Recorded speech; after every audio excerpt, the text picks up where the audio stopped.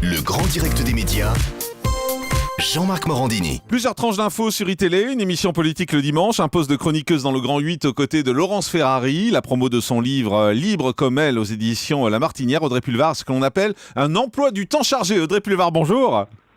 Salut Jean-Marc. Merci beaucoup d'être en direct avec nous sur Europe 1. Alors en ce moment, on parle beaucoup de vous, en particulier sur iTélé. Est-ce que c'est un plaisir pour vous d'avoir retrouvé ce côté chaîne info ? Ah oui, bien sûr, mais ça me manquait énormément. De toute façon, je vous l'ai toujours dit, Jean-Marc, que vous m'avez interviewé plusieurs fois. Moi, je suis avant tout viscéralement, éternellement une journaliste. D'ailleurs, j'ai lu dans l'interview de Téléstar que j'allais arrêter le journalisme. C'est pas tout à fait ce que j'avais dit. J'ai dit au journaliste qui m'a interviewé que dans 20 ans, je serai probablement plus journaliste politique, mais je serai sans doute toujours journaliste de toute façon, parce que c'est mon métier, c'est celui que j'aime, c'est celui que j'apprends tous les jours à faire.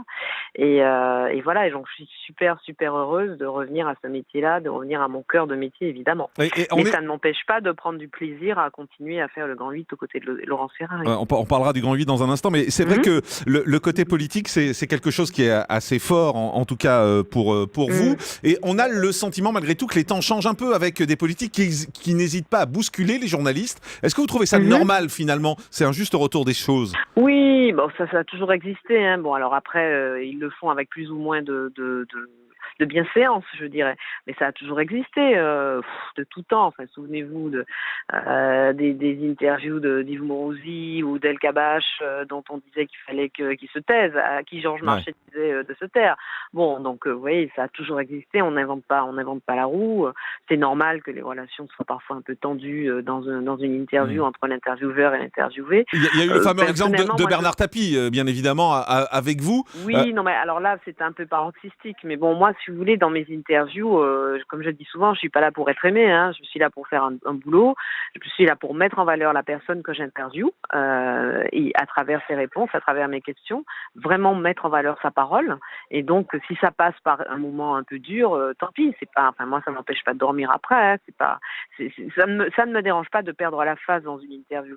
Ce qui est important pour moi, c'est que l'interview soit menée, qu'il y ait un moment de vérité qui se produise, que l'invité sorte de la communication pour aller vers la conviction, qu'il convainque le téléspectateur ou l'auditeur ou le lecteur si c'est de la presse écrite. C'est ça qui m'intéresse. Après, que moi j'en sorte plus ou moins grandi, c'est totalement secondaire. On sait que donc vous êtes sur iTélé, BFM TV est largement devant iTélé en termes d'audience. Vous l'exexpliquez comment ? Écoutez, ce sont deux modèles différents, deux façons de faire ce métier tout aussi respectueuses l'une que l'autre, mais différentes aussi. C'est quoi la différence ? Parce qu'elle n'est pas visible pour le téléspectateur entre iTélé et BFM TV. La différence n'est pas immédiatement visible. Je crois qu'on est beaucoup plus dans l'analyse, on est beaucoup plus dans le décryptage, ce qui ne nous empêche pas d'être évidemment sur le coup, sur l'info et de faire nous aussi de très jolis coups tous les jours. Mais iTélé, il y a quand même une dimension, je dirais, plus de mise en perspective et d'analyse des événements que viennent en chercher nos téléspectateurs. Maintenant, vous savez, cette comparaison systématique entre BFM et iTélé, c'est un peu la comparaison de tout temps entre TF1 et France 2. France 2 est derrière TF1 régulièrement depuis des décennies. Ça n'empêche pas à France 2 d'exister, ça n'empêche pas à France 2 d'être légitime, ça n'empêche pas à France 2 de faire un travail de qualité. Donc nous, on n'a pas l'intention de lâcher l'affaire, on n'a pas l'intention d'être moins combatif ou quoi que ce soit. On fait notre route, BFM fait sa route, il y a de la place pour les deux, tant mieux que le téléspectateur fasse son choix et qu'il trouve des offres complémentaires entre nous deux, tant mieux pour le téléspectateur, tant mieux pour éclairer son point de vue et son jugement. Vous avez annoncé que vous quittez le Grand 8, donc sur des 8 à la fin de la saison. Certains évoquent des tensions avec Laurence Ferrari, c'est vrai ou c'est pipeau ? Non, pas du tout. Alors là, franchement, pas du tout. Enfin, de toute façon, vous savez comment c'est, en télévision, dans le cinéma, dans tous ces métiers-là. Dès que vous mettez deux personnes dans une même pièce, on dit que soit ils couchent ensemble, soit ils s'entendent pas. Donc là, ce n'est ni l'un ni l'autre. Connaissant vos goûts, on sait que c'est pas la première version. Donc... Voilà, donc ce n'est ni l'un ni l'autre. Moi, je m'entends très bien avec Laurence. C'est une vraie belle rencontre dans ma vie, une rencontre d'amitié et une rencontre dans ma vie professionnelle.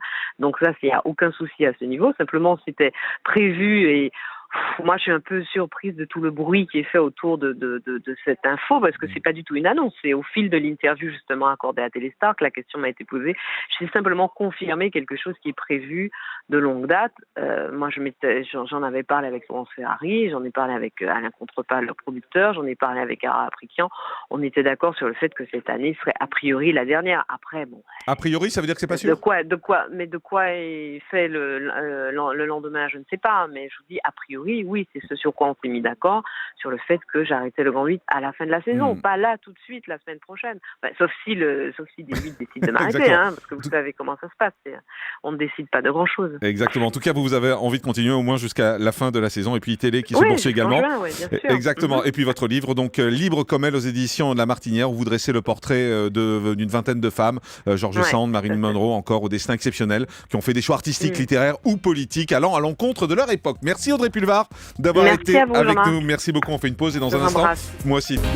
Le grand direct des médias, Jean-Marc Morandini.